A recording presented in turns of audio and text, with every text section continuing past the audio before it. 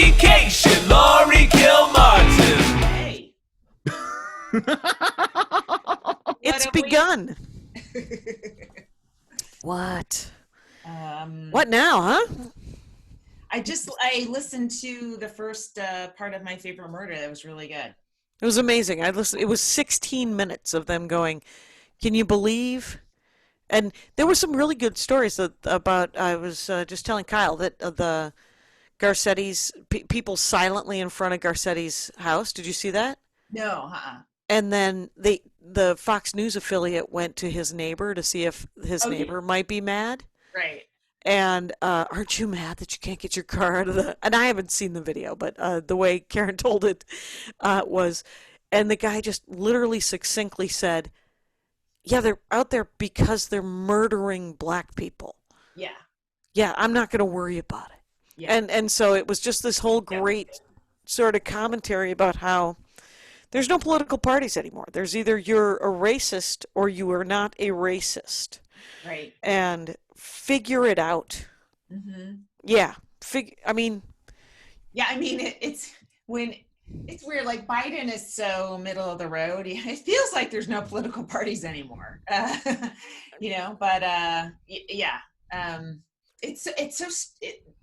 COVID and this week have pushed the election just out of my mind, out of everyone's mind, basically.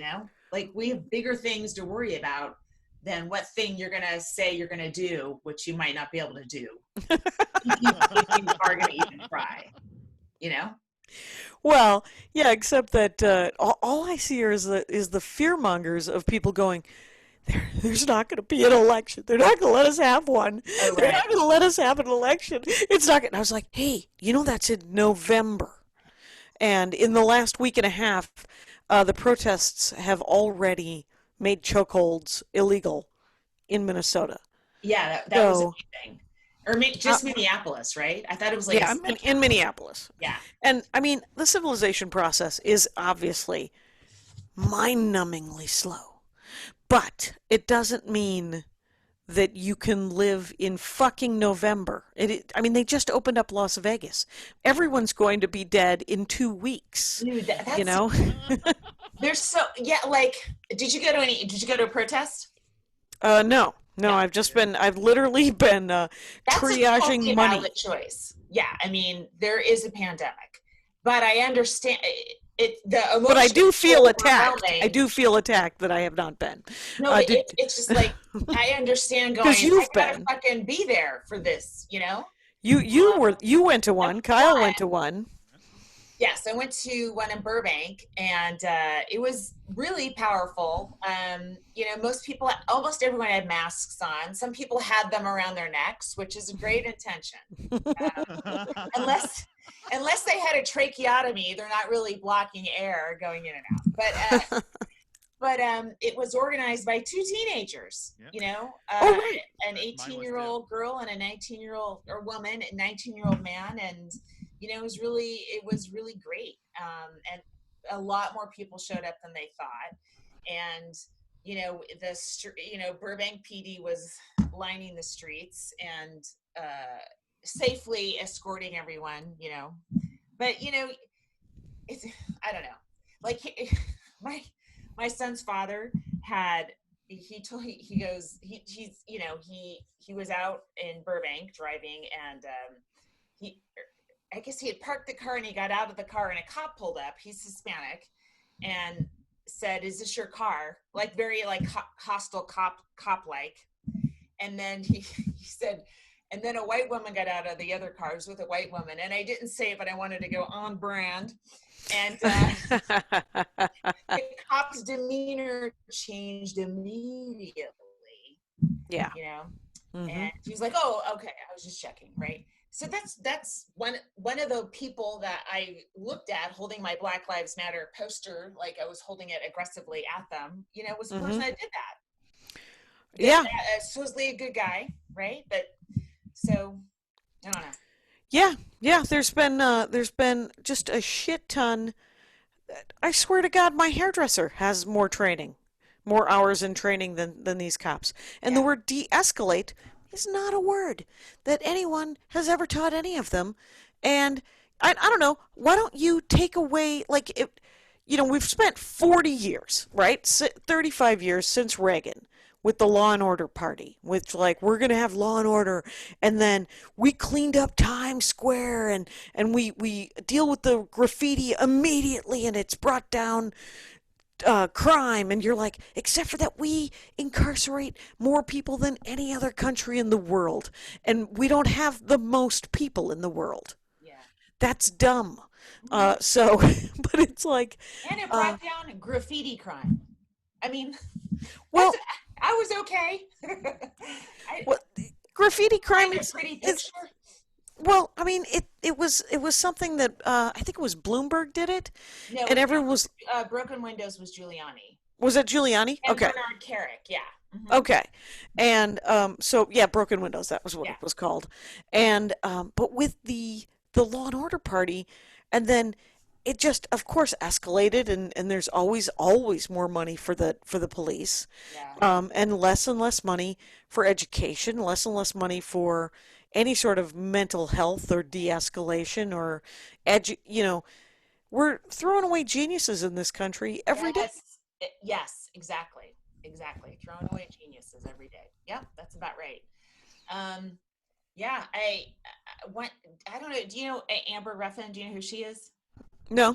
She's a stand-up. I think she might have been a comic of the week, but she might have already been too high up for us. She's a writer on Seth Meyers on Late Night, and she opened every show last week talking about encounters with the police, and just heart-wrenching, and one time she was with someone a white person who popped in later, and she said the demeanor change was unbelievable and it happened so quick. And we do not see it. It's not our interaction with the police. Well, you know what's heartbreaking. And we I mean, since people started videotaping stuff, it's like, oh my God, this is bad. But then that goes away and we go back to our lives. And then it's, I don't know. It just seems like there's been so many, and you can't ignore it. You cannot ignore it. More white people than it ever has.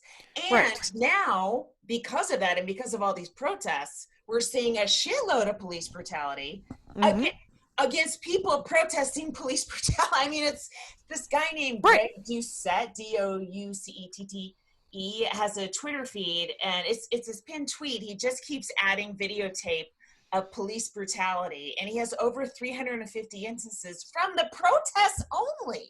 Right, so the last 10 days. Yeah. If not the last 4 days. I have been people have sent me at least 4 videos, and maybe I think more, but 4 that I can think of offhand of, I did, on my last album, I do that white lady meat shield joke. And there's a new iteration of it on the new one. But the crazy thing is send me these videos of, did you see the little girl who was in front of the little boy? There was a young man. They're both probably 11. The white girl who kind of kneeled in front of the black man, the young black man who they're like boy man, girl woman. They're like cuspy, and so she kneels in front of him, and all 4 of these it's heartbreaking and amazing. Just because, the term Black Lives Matter is half a sentence. Because Black Lives Matter as much as white lives do. And when you watch somebody being a shield, or just a silent white person sitting in front of or lying on top of, there was one woman who was lying on top of a black protester, consensually, to my knowledge. And literally the cop came millimeters from her skin, backed up, and then tried to reach over her to grab, like literally you could see the anger in there was hesitation when he got close to her skin, and as he tried to reach over and grab the guy and just rip him from underneath her, there was so much hate and anger and disregard of humanity. And it was 4 of these videos that I was like, fuck. And I'm like, and somebody said, so, it's all very flattering to bring this to me, but first of all, meat shields That's a video game term. I certainly didn't. I'm just a nerd who has referenced a nerd thing. But two, just since you constantly downplay yourself, how much did you raise last year by selling those things? Well, since it's actually been 3 years, and it's I just donated. I think I only met you last year. Right, since the Meat Shield pin and T-shirt have come out, and all the money, it's literally it's I don't keep any of it. It's every dime goes at $1,000 increment to different thing. And yesterday I donated, or it was this morning because I was freaking out. I couldn't pick. It's $1,000 donation every time I hit $1,000, right? And so I've given out $11,000, which is great. Oh my God, yes, that's amazing. It's cool, but the thing is so I'm like, which one? The Bail Project, the NAACP legal defense thing, the ACLU, what? And so I just picked Aparna Nancherla on her Instagram account. Her link in bio is a Google document with places to donate to. Oh, cool. Yeah. Also, this week's My Favorite Murder, their notes section are just links of places to donate to. Great. Hey, people who listen to this show, we're not doing that. Anyway, so go to those two places and figure that out.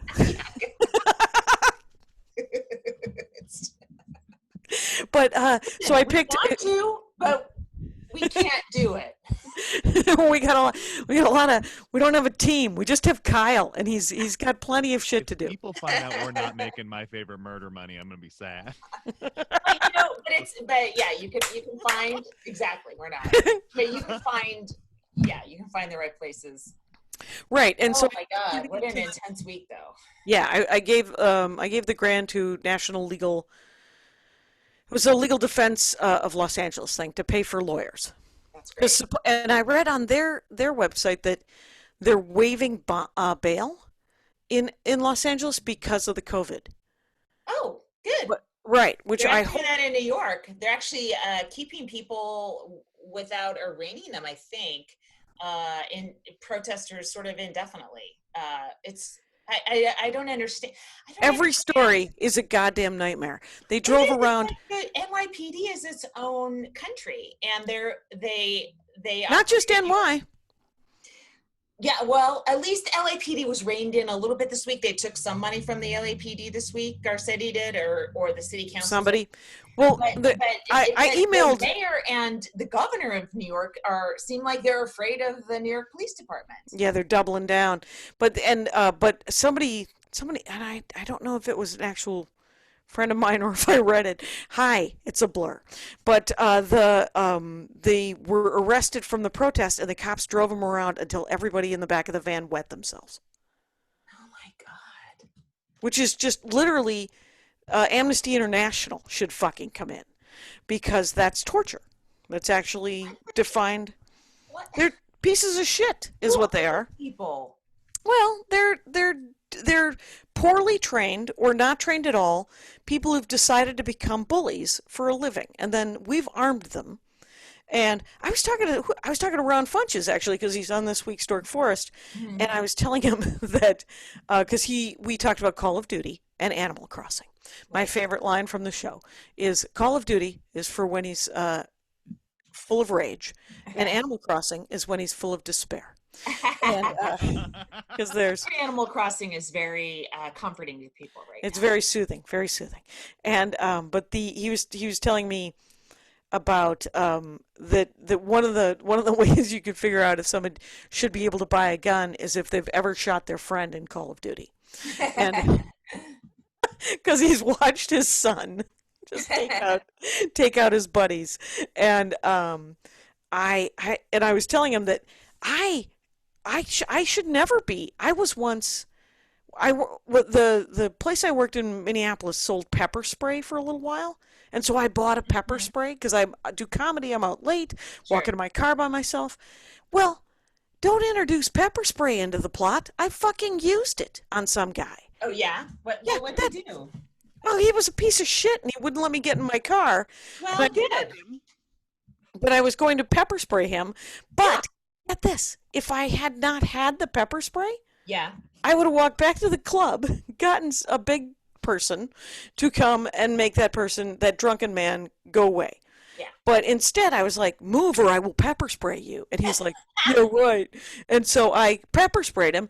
And then, I swear to God, it used to be every 6 months. It's better now. Now it's like every 2 years, 2.5 years, I will lose my temper and be a piece of shit myself, where I have to go, well, let's never do that again. And so it's my own fucking learning curve is ridiculous. Anyway, I've digressed. Yeah. Comedy. Did you do any?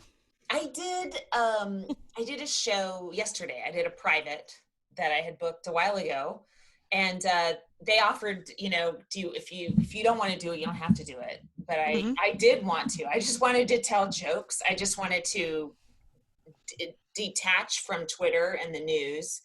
Took Twitter off my phone, and I deleted my Facebook account. I don't know. I think it was a reprieve for everybody.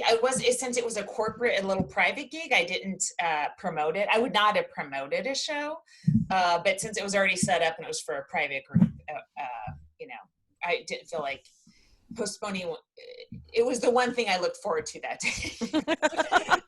Right. It's I did a couple of shows, a lot of benefits. Yeah. And I did my headline set on Thursday for the Nowhere Club, the Ben Glebe Hofstetter. Yeah. And it's run really well. Augie Smith featured, and that was Thursday night. And I was like, everyone does need an hour and a half out of their own heads, including me. Yeah. And so I did a headline set. Augie had never done a Zoom show before, and so by the end, he was super nervous about it. In a Zoom virgin, that's always fun. I was like, the first one is free, buddy, and here's a potato kanish, which is a Welcome Back, Kotter reference. Oh, okay. Anyway, but I have a million. But it was funny because it was me, Madison Shepard, and a guy named Jordan the comedian. Okay. And Jordan the comedian? Yeah, Jordan the comedian. Okay. That's his name. And but Madison Shepard and I. Oh no, that was a different show. That was the benefit for rent control in California. Whatever. But the Augie one was great because by the end of it, he was like, "You guys have microphones. I should get a hand mic." And I was like, "He's in. He's in." No. I used to work with a guy in San Francisco named Jerome, the One Man Entertainment Squad. That's not the same guy, right? Jerome, I love Jordan. when someone's got that long name with an article in it. Right. They've just changed their name to a symbol, and you're like, you better be really good. And I was thinking, like, how many times I had been on Tribble runs or done one-nighters with like a black male comic, and they always would open with about 5 minutes about being in a white town. And I was like, oh, this has been done. Come on, man. Move on. Oh, really? Yeah, it's hacky. I've heard this shit before. Right? Yep. But I realized, no, this person's probably trying to save their life right now. Because after the show. Not even probably. That is. Right? We're in Moscow, Idaho, doing John Fox's gig. And after the show ends, we're going to each drive back to the hotel separately. And he's going to be a black male in a car in Idaho. And you'll get to say, I was the comedian at that gig. And they'll go, oh, I love that gig. Oh, my buddy was there. He texted me. And everything will be okay, Yeah, that's every comic that I've worked with who is black or Latino or anything in Minneapolis, working out of Minneapolis, driving into Iowa, driving into the Dakotas and Nebraska, would just literally just try to set themselves up and drive together. You know BT, right? Yes. Have you heard the BT story? I do know the first time I headlined at Acme, I had to follow BT, I think. And that was difficult. Oh, yeah. I The first, may not have succeeded. well, it's you just try to Murderers. he's a murderer. He really is. And in the stand-up comedy sense. Hi. Uh, Jesus Christ. But I will say that I was featuring for him down in, I think, Worthington, Minnesota, down the sort of the southeast corner of Minnesota. Yeah. And we were doing a little run. We had like a 2 or 3 nighter. And before I left, he called my home phone, because you had to. And he said, hey, you got to do me a favor. They impounded my car. You got to drive to where come pick me up. We're going to drive to the impound lot. You'll drive my car off the impound lot. I'll pay for it, obviously. And I was like, okay. And so we go, and it's a farm in the middle of nowhere, outside of Minnesota, about an hour. And we get there, and his car's been impounded because there's some problem with his license. And the farmer's son, like literally it's a dad and a son, and the son goes, well, who's going to drive your car? And the farmer goes, none of your business, boy, and to his own son. And then BT drives my car off the lot, and then I drive BT's car off the lot, and then we go and do a shitty Fort Wallen Best Western-y kind of thing, where he was, and this is not... Why did he want you to drive his car off the lot? Because he couldn't get his car. He could pay for his car, but he needed someone who didn't have a license problem. Okay. I don't know what was wrong with his license. All I know is that I remember thinking, well, what if you're driving my car, and my car then gets impounded? And he's like, we'll cross that road when we get to it. And, and we didn't have any problem. This story doesn't have anything to do with race, except for, of course, that he was probably pulled over for being a black man. But my favorite part of that story is the weird farmer and his son, and then the fact that I had to go long, and I only had about 30 minutes at the time. Yeah. Because I was just starting to really, because it had to be like 93, Yeah. when I just started doing a lot of hardcore road stuff, and it was a dumb room, man. And there was a boxing match, like a big one. Somebody cared, including BT. He left me up on stage for an extra like 5 or 6 minutes, and he was like, "Oh, I'm sorry, I was watching the match." You get better. Come on. No way to get better unless you stretch. I don't want to sound like I've been watching a lot of anime, but you surpassed your limits, Jackie. I like the muttering sound of Kyle in the background. Mumbling Jesus Christ, living to the day where Laurie Kilmartin's quoting anime. I showed Kyle your list of that your young man gave me. Oh, he has good taste? Good taste. Yeah. Okay, cool. Yeah. I did like that he was saying, because you came over, brought the pup. I got to meet your puppy.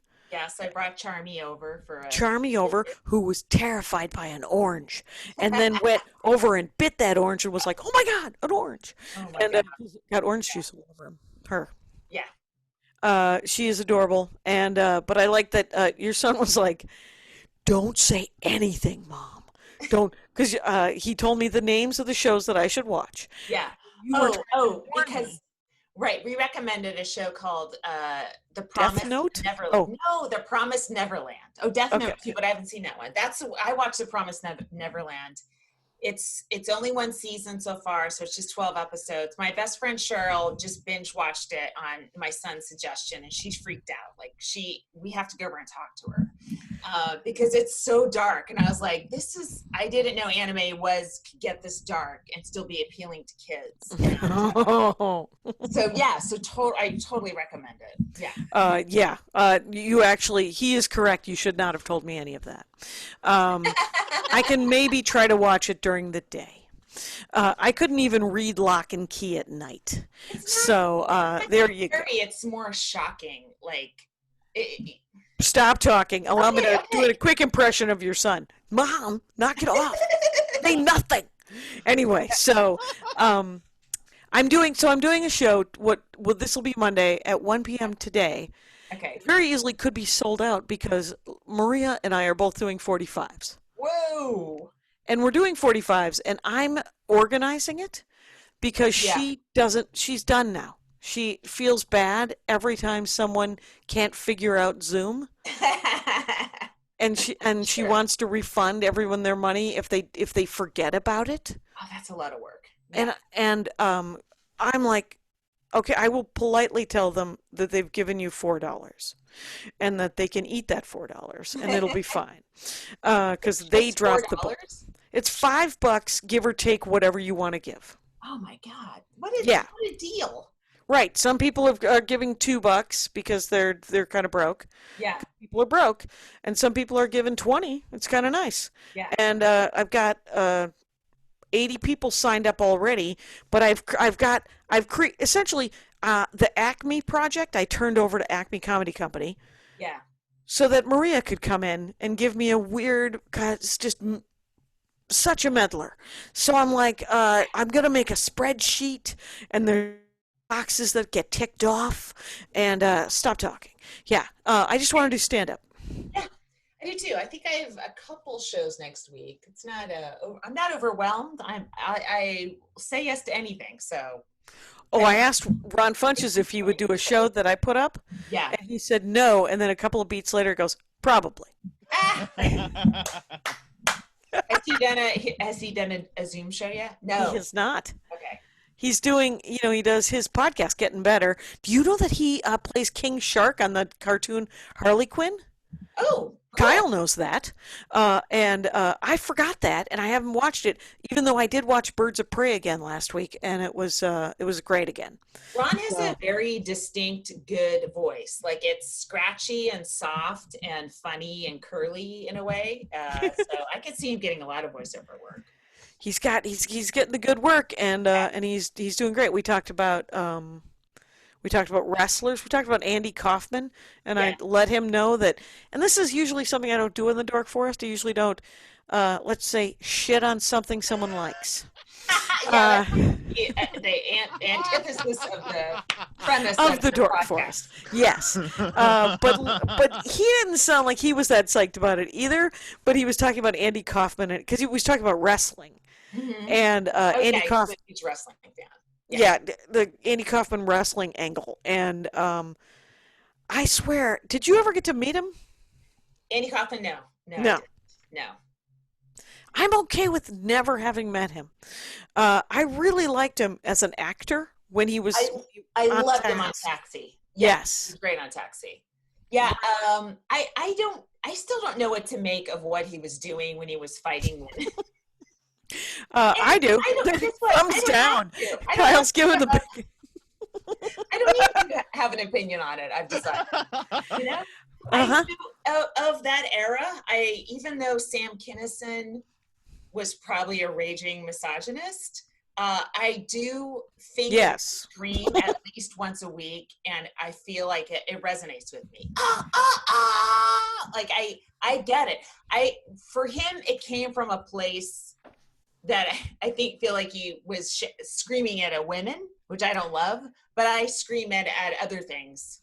So maybe it all evens out in the wash. The famous Kinison bit, of course, is the Ethiopian bit, because remember when he was the great famine in Ethiopia was when he was starting to blow up, and he had that great joke, and so he wasn't yelling at women there, he was yelling at the Ethiopians, of course, not particularly charming either, but he was like, get your shit, get some trucks, come to America, we have America, we don't fucking live it up, and it went like that for a long time. But that's great advice to come to America, because we're quite welcoming. We were so well. There's a huge Ethiopian, or a pretty back in the day, I guess. Yes. Yeah, but I will say that. Listen, wait. Okay, go ahead. I was just going to say, Andy Kaufman. I swear to God, if I saw him in real life, if he would have been in the clubs when I was in the clubs, I would have fucking walked. I'd be like, oh, that guy's up. I gotta see. Yes, okay. I might have too. That might be one of those things I just didn't get, and quite honestly, it wasn't for me. I don't know. I don't think it was created for this. You could call it a hothouse flower, but I like some dark comedy. But some of Are you kidding? Yeah, I mean, there's been many a time where I've been standing around with comics that are laughing, and I'm like, what the fuck's going on? I don't get this. It's sometimes just too mean or just too stupid. Or it's Monty Python. But either way, I'm like, why am I alone right now? I'm surrounded by the only people I understand and understand me, and I still feel alone. Right. Do you want to do a thing? Okay. Wait, first of all, Do you want to do a break and a no? comic? I want to tell a joke that doesn't work that I think should work because no one gives a shit about it. But you reminded me because you called in Ethiopia, you called it the Great Famine. They also call the Irish famine the Great Famine. And my joke was always, well, who named it? Who called it the Great Famine? The British. It was great to them. Yeah, it wasn't great to anybody else. I don't think that whole Irish British thing. Rawr, rawr, the rawr. Great Famine. Yeah, no, it actually kind of sucked. Yeah. Okay, sorry. Let's do. Can I? Yeah, let's do it. Let's take a break. Oh, you sent me a chat. What do you mean? Well, Okay. it's over now. It's gone All right, now. okay, fine. But I do want to do the comic of the week. Great suggestion. She's great. I didn't know her. Oh yes, I just did the show I did where last week's comic of the week. Yasmin El Hadi. El Hadi? Yeah. Whatever. Very funny lady. She was also on the show, and her name is Brittany Carney, and she was great. She's really funny. You saw her videos. Very funny writer, and super nerd. Stage. Yes. Super nerd, hilarious, really just silly. It's my favorite kind of stand-up is kind of silly, smart, and then with like amazing like dark twists. So that's always, and that is out of DC, but she is in New York now. And Brittany Brittany Carney Carney, Brittany Carney. All right. Mm-hmm. Cool. Are we supposed to do like a Max Fun thing now? We did. We did one. Oh, we did? Oh, okay. Yeah. Right. We got to do one more though. Yeah, later. All right. When we do that Max Fun Drive, I have to tell people you're going to want to be in on it because they designed the cutest pin that is the merch you get if you become a new subscriber. Oh, fuck. Okay. Undo, you guys. Except for you. I mean, just, yeah, whatever. I'm sorry. So last week, like, every time like a bail thing came up, I was donating, right? It was like donation crazy. And then Jason Van Glass just put up a thread where he says something like, Venmo money doesn't feel like real money, and I have some Venmo money, so if you need, just put your Venmo in here. And so I found a few, and I sent them money, some people that were like for lunch money or kind of thing, or protests, like protest supplies and stuff like that. Oh, okay. Yeah. And so then two people sent me little notes back so that I sent them more money because I had more Venmo money from my corporate. And then I guess one of them told a friend or something, because then someone else sent me a bill. Someone I don't know sent me a bill for $50 for Black Lives Matter. And I was like, fuck yeah, you know what? Sure, I'll pay that bill. I don't know you, and fuck yeah, I'll pay it. And even if you're treating yourself to a sandwich, you probably deserve it. That's hilarious. Yeah, it was that made me laugh. The cheekiness of yeah. But you know what? Good for them. Maybe all white women should be sent a $50 bill for Black Lives Matter. That's probably the case. It certainly seems like we're getting off cheap. It really does. Another skill. Yes. I got more questions from what I think, and this is it's not even accurate, but I've been getting questions from people who I think are more successful comics than I am. They certainly work the big chains, and maybe there will be no big chains when we get out of this, but they work the big chains. And I got an email from one of them asking me when I'm going back on the road. Right. And did I tell you this? This guy? You did, but you haven't told these people. Yeah, you mentioned that. Yes. Yeah. Okay. But it was just because I don't know. It's I feel like each either decision is wrong, right? To either not go on the road or go on the road Yeah. feels cowardly. Well, Go on the road, but I mean, my next road gig is in Canada in August. So I don't even know if Canada will let Americans in the country because you could Google that. But what I mean, in August, it'll be different. You know what I mean? Like we might all be riddled with COVID in August because there's so much interaction at these protests that it's just, I mean. They're opening restaurants in my neighborhood. You can dine in. Why is California proceeding on the same schedule that they made up before the protest started? Yeah. I mean, yeah. that could be like, okay, we got to redo this. Let's see what happens in 2 weeks. Because there's no way it's not going to be, there's not going to be a spike. And all over the country, these things are happening all over the country. And they're great and necessary. And partially because everyone's unemployed, everyone's at home, and they're just going crazy. And finally, there's a reason to shout and to go out, you know, and it's more important. It feels more important than staying in. But I mean, unless COVID kind of went away and I don't know about it, it seems like there's going to be trouble in 2 weeks for a lot of people. Yeah, you know that they opened casinos today. I saw that footage and no one was wearing masks. And it well, was like, Vegas, where the best decisions are made, you guys. And unbelievable. Just yeah, like my. So first of all, I as far as I know, I'm still doing that gig, but I don't know. It's a cross country flight, and again, if you were Canada, would you let someone from a hot spot in your country? I'm supposed to go to first. I can't get to a gig 2 weeks early and quarantine in the hotel. Who can afford that? They can't either. No, you can't. So, yeah. Yep. What else? I almost had one.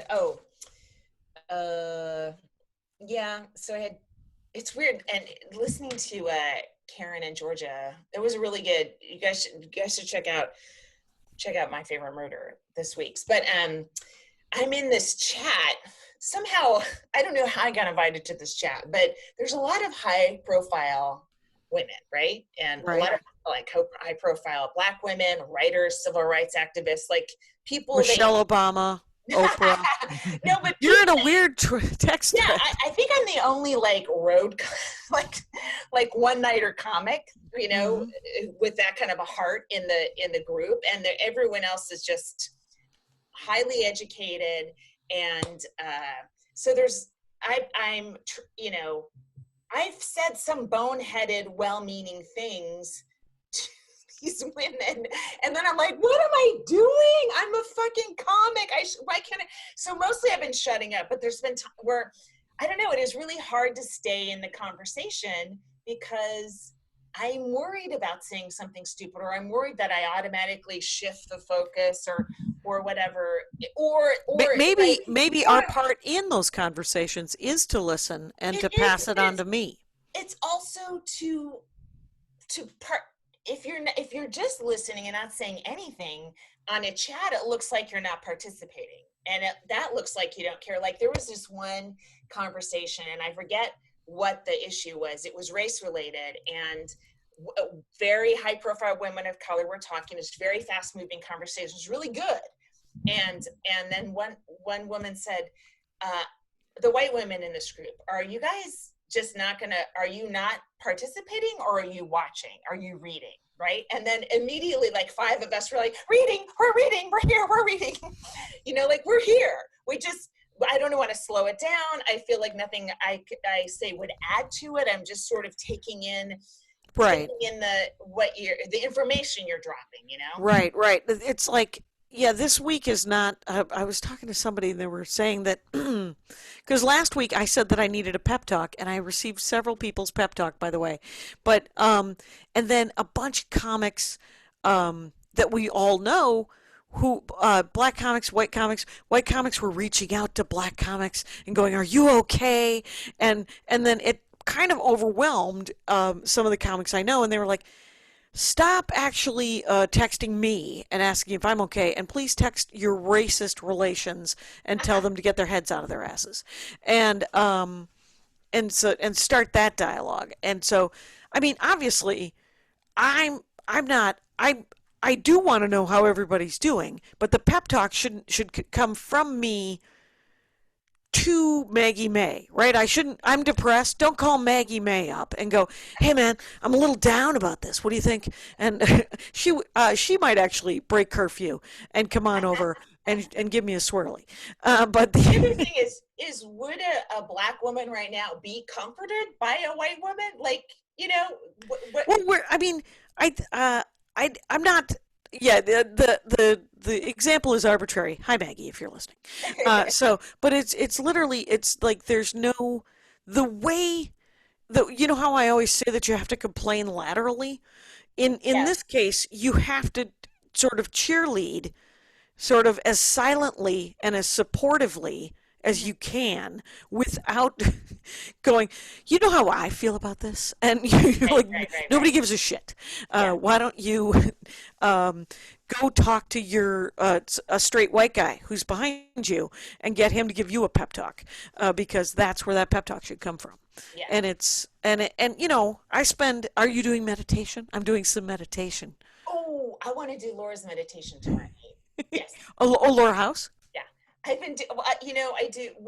So tell me about your meditation. You are not a meditator. It seems. No, and not for a long. I mean, we're talking maybe a minute.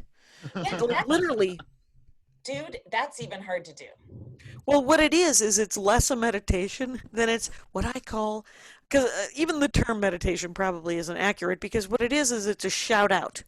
It is at least about 6 times a day when I find myself either slipping into, you know, despair about what's upcoming possibly, you know, some fucking possible future, right? Or I'm just kind of bored in my house fidgeting, or I feel like I'm not getting enough done, right? Those are the 3 main things, right? You know, I'm worried about the future, I feel like I'm not doing enough, or I'm just bored. And so I will give the old I'll give like a shout out to the universe, to the God of my understanding, and that just to sort of turn over my thoughts and my actions, you know, and what it is it's meditative, because I actually have to think inside my head, stop driving yourself nuts. Yeah.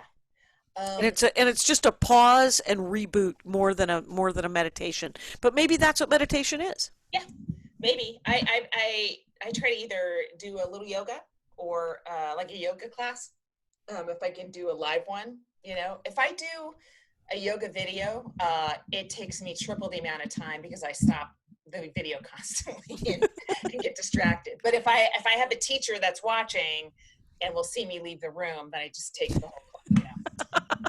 So I can't be trusted. So are you doing yoga on Zoom? Yeah. Like the place I go to, hot yoga, they have Zoom classes every day.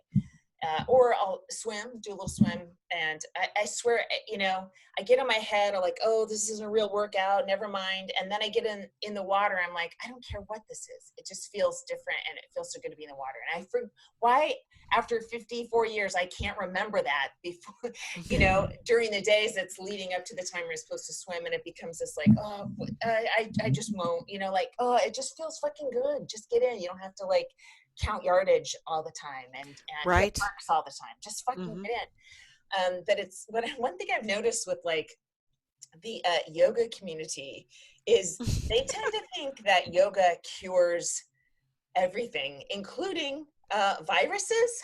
Like there seems to be a little bit more of a cavalier, like you know, I can't wait to get back in the studio. Like, really? Because we should wait. Like, we shouldn't all be getting back. In my opinion, you know. Maybe outdoor yoga. How about outdoor yoga? Yeah, you have like to, in a park or something. I think you have to like get the city's permission or whatever like that.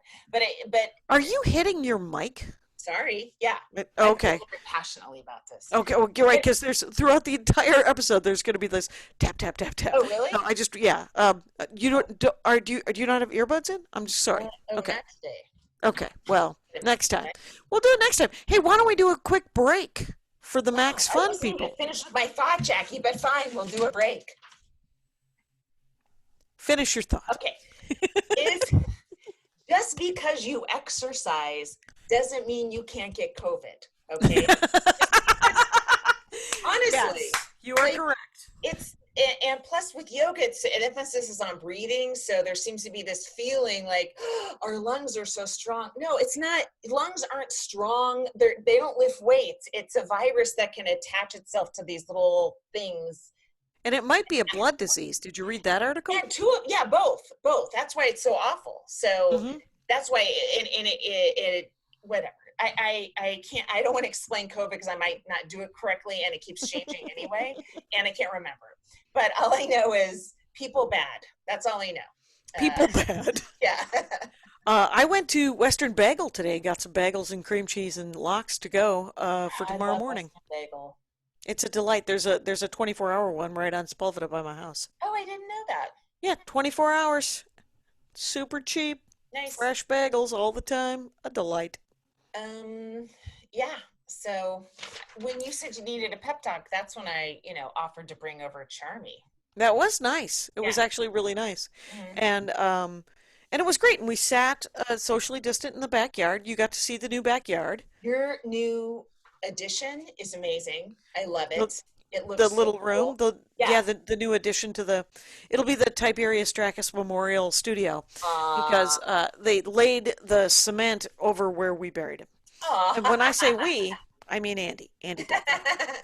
And so it looks great, and it's really cool to have a space outside your house where you can just put shit. And right. And we have cucumbers coming in. There's like a cucumber. We picked our first squash that you don't want to hear about.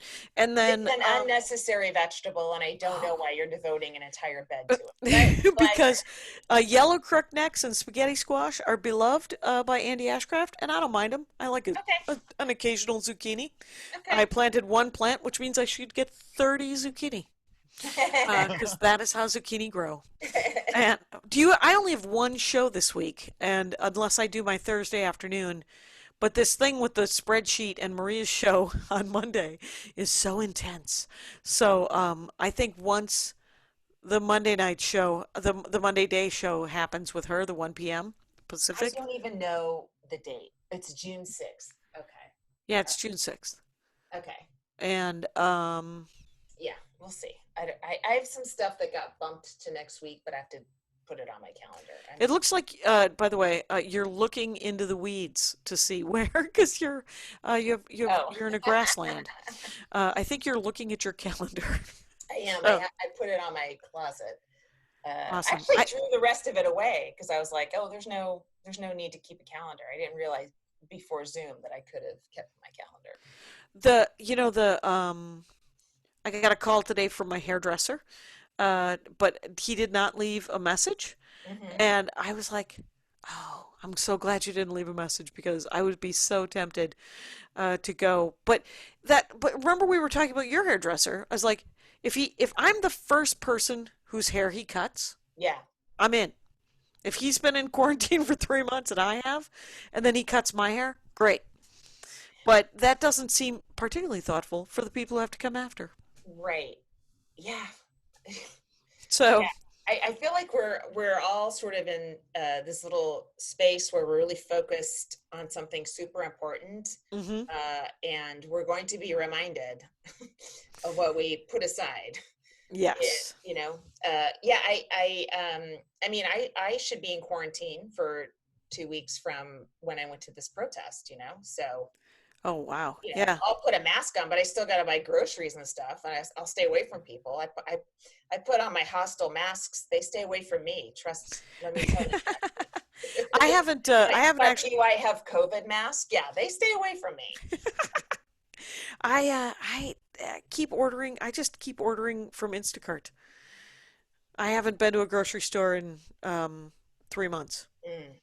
That's not entirely true. I mean, I was at a Target probably 2 weeks ago. Yeah. And I think we got some groceries there. So, you know the difference between an Irish breakfast tea and an English breakfast tea? The amount of rage in it. See, there you go. There's a joke that nobody will ever want to hear again.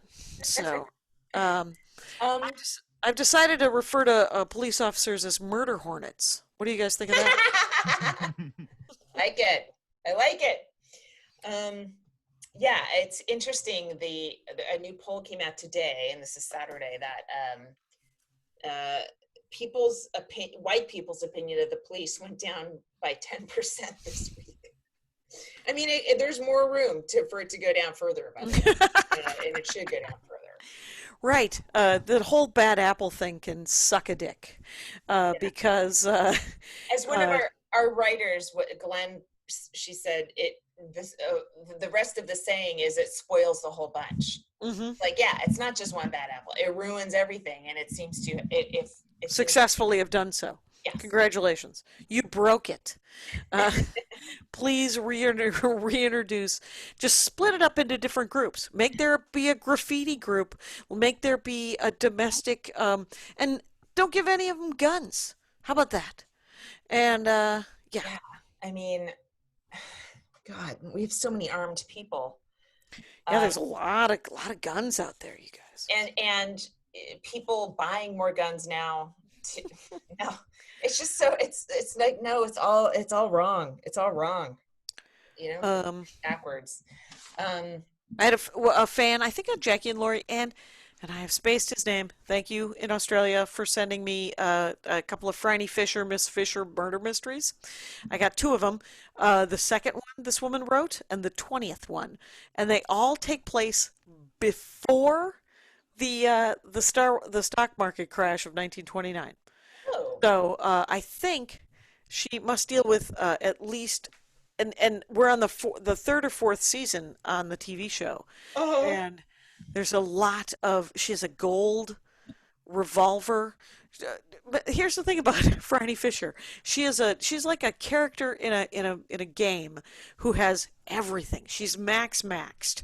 Like, she speaks languages. She can fly a plane. She can ride a motorcycle. She can swim really good. Is she Pete Buttigieg? She's Pete Buttigieg, but more sensitive. She has empathy.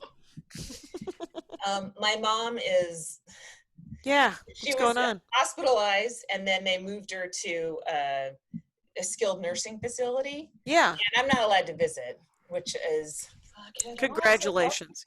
But she hates it, and I can't tell if she's demented or they actually suck. And my sister also can't tell. My mom said they tied her to the bed, and I'm like, that seems unlikely. She might just be going through the DTs, don't you think? Yeah, like, does she have a gallon of vodka? She's also like, she'll be like, "There's no internet on my phone." Like, you know, like where she just doesn't. What she says and what the thing is are not exactly the same, right? So, right. My sister called and they said, "No, we don't use restraints." And my sister started using medical lingo because she's a doctor, so I think they were like, "Oh yeah." But you know, she wasn't sure. I mean, they could just lie. Yeah. You know? I mean, it's easier to if you got an old woman who's going to break if she falls, and then the nursing home gets sued. It's easier to just restrain the old woman than to risk her falling, right? So are you talking to her on the phone every day? Is that the thing? Yeah, I mean, you know. And your sister is? Yeah, I mean, they don't want her to leave until she can go to the bathroom by herself, which I encourage. Agree. 100%. Guess what? I have a new thing that shits constantly in my house. So I want everyone else to be on top of their shits. That's my plea. And my son's doing good. But she, you know, I can't check out the place. And any Yelp reviews? All reviews of nursing facilities are awful because the only people that remember to comment on them are children of old people who had a fucking awful time. So it's really hard to go by reviews. Well, and because of COVID, I mean, I know that my brother's mother-in-law is in a nursing home in northern Wisconsin, and she hasn't been allowed to leave her room since March. It's awful. And so a lot of them are closed. Like a lot of them here in LA they've had little like explosions of COVID, little bursts. And so they're closed to new people. So there's not many options open. So like this one, they had a room. Right. And so we just went with it because it's nearby. The other one that had a room was like an hour and a half away east of San Bernardino, I think. And I was like, that doesn't, I shouldn't be an hour and a half from her, you know? Right. So I don't know. My sister sent my father a tablet, we thought it would be an iPad, but it wasn't. It was a Samsung something, Okay. or whatever. So I burned a DVD because my father has a flip phone, and he's never had the internet, and will say things to me like, "You got the internet on that thing? Is that what's it? Who won the sixth race?" Anyway, so so he gets this tablet, and I was talking to him, and I said, well, you got the tablet before you get the DVD. I burned a YouTube video, a short, simple YouTube video of how to use that tablet with also some directions and stuff. And he's like, okay, well, that'll be great. What I did today was I watched a thing on Netflix on the tablet, and then I just went on Google. And I was like, why am I sending directions? That's all you were ever going to want to do. And he was like, well, I'm not an idiot. I mean, I can figure out how to tap a thing. What? And I was like, oh, okay, I thought you were an idiot. I'm so sorry. And he called me today to tell me that he knew that Maria and I, who he calls Marie, by the way, are doing a show on Monday. And I was like, who told you? And he said, I Googled it. And I was like, well, that's terrifying, Dad. You should never look into the early days of these bits about you because sometimes they're full of rage. And, the only way that you can, I can get the rage out of bits about my dad is iteration. I have to genuinely put it in a fucking rock tumbler and do it 10,000 times before the love can shine through. Right, and then there's more punchlines. Yeah. So I don't know.